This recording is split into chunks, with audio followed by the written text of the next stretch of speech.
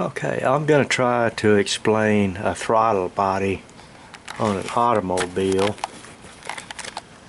If you have an automobile that when you are starting off from a light, well, let's just put it this way.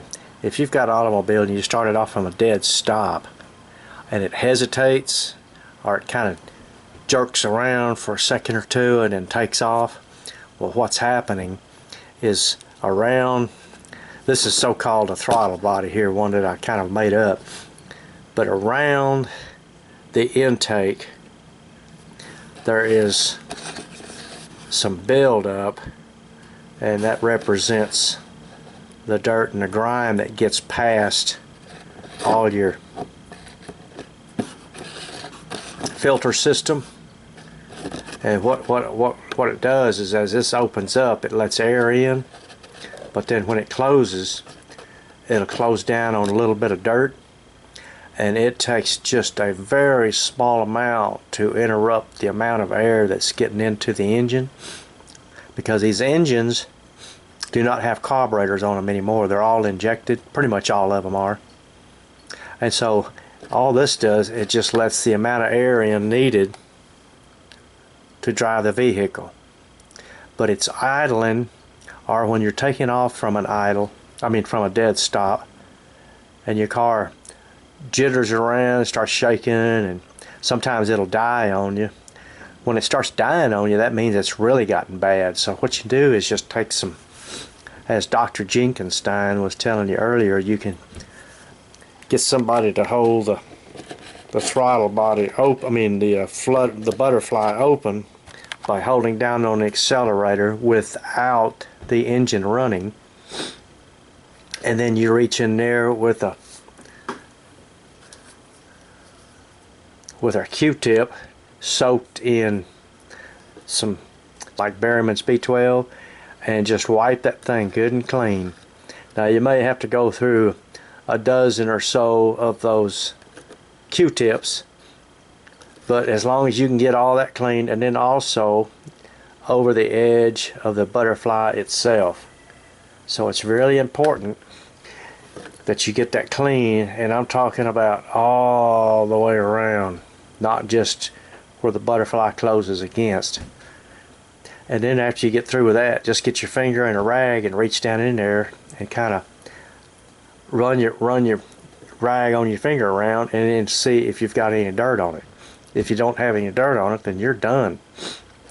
Then you can let the whoever's holding the accelerator down can let it go, and then that'll close back. Don't let it close down on your finger. That thing is extremely sharp, and it will cut your finger. Most of these automotive places will charge you, the checkout fee, or the pull your car in and check it out. They're going to charge you a fee for that, and then they're going to charge you a fee for taking all your air cleaner and hoses and stuff off and cleaning that thing. So it's, to them, it's quite a bit of process, but for you it's probably a half a day's worth of work. Save yourself a couple of $100 maybe. But anyway, we're going to go through the motions of what Dr. Jenkinstein did a minute ago, but this is it. And when the car starts off, this thing may not open but just a 1/16 of an inch just to start off. But as you're pushing down on the accelerator, the more it opens, the faster it's going to go. So, alrighty. Well, we're done with that, so now let's see what Dr. Jenkinstein has done. Alrighty, let me try this again. Go in there and step on it with your foot. That way you don't have to reach up in there. Jawohl, mein Herr. Jawohl. I got my hair in my mouth. Yeah, there it is. See that thing coming up? Alright, let it go. Alright, hit it again. Yeah, there you go. Well, what happens is that dirt gets around that butterfly and causes your car to... Yeah, you see it moving in there now. These things are so sensitive because of the computer that picks that stuff up, but the computer doesn't have anything to do with it. It's the airflow. getting around that butterfly in between the butterfly and the throttle body, which the throttle body, there's no gas that goes through there. This is strictly air because everything is injected. So You notice we're performing the operation without taking off the tunnel. Nobody wants to take off the tunnel. So, Jenkinstein scars from taking off. yeah, I guess I should say that this is a van, which is tough. Jenkinstein has made scars on his hands from taking this off. This fits in there on top of the throttle body. It's very difficult to get this part off right here, but it can be done. It can be Good to done. know.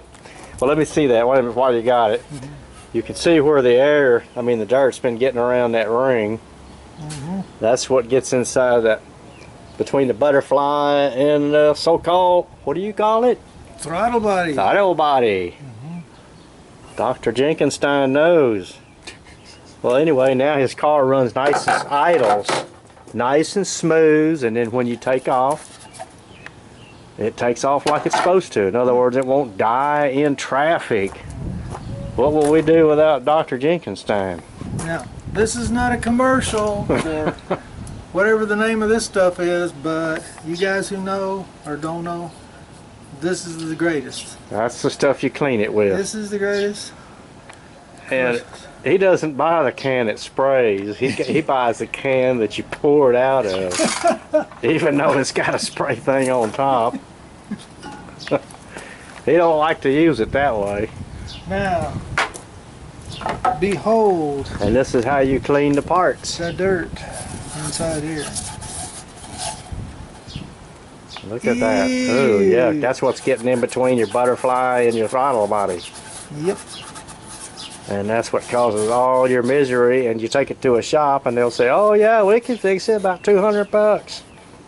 It takes just a few minutes to do it. This is what caused you to be dead on the road to Arizona in Oh, the middle boy. of the desert. As a matter of fact, this is the same vehicle we fixed several months ago. Look at all that mess Yeah.